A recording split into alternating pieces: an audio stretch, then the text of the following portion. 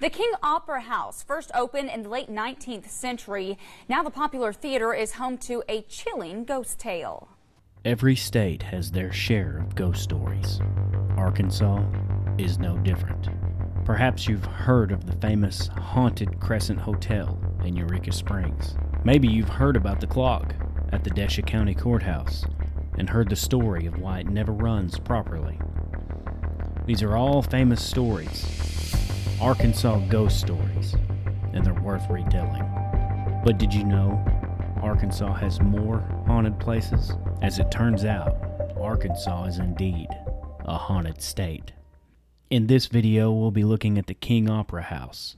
The King Opera House was built in the late 19th century, but its fame doesn't come from the shows it's hosted or even its beautiful restoration. Instead, the Opera House is noted for its connection to a murder and the rumors that it is haunted by the murdered actor. Actor Charles Tolson was the owner of Tolson's Stock Company, a traveling acting troupe. In September 1903, the troupe had just finished a week of performances at the King Opera House in Van Buren. The troupe was headed out of town that day and assembled at the train station for an early train to Fort Smith. When Tolson went to the ticket window to purchase tickets, someone called out his name. Dr. William Parchman emerged from inside the depot and shot Tolson with his .44 revolver. Tolson was shot in the hip and the chest. Tolson was taken by train to a Fort Smith hospital, where he died from his injuries. Dr. Parchman notified the sheriff of his actions and paid a $1,000 bail after being charged with shooting with intent to kill.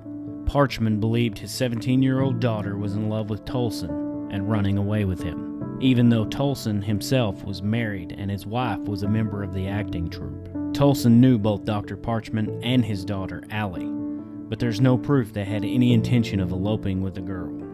Parchman was acting on information given to him by a vinegar salesman who may have had interest in Allie. Parchman was found not guilty of the murder despite multiple witnesses. Notably, both Allie and the vinegar salesman left town and were not present for the trial.